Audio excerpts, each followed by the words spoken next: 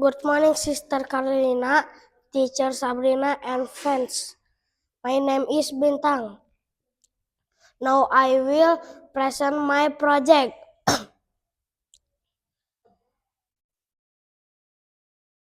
That family favorite fruit.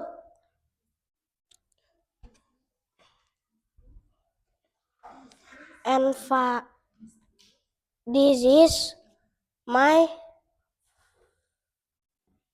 family.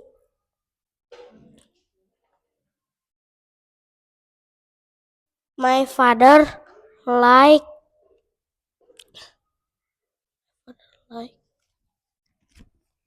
banana fruit. My mother like orange fruit.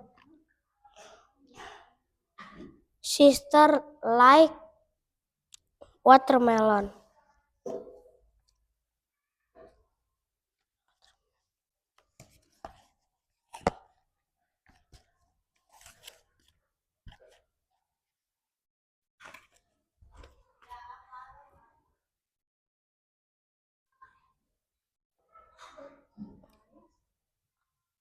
I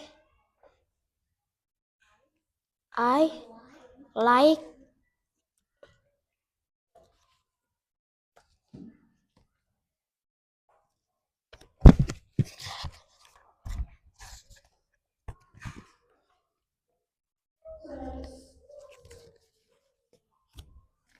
durian. Thank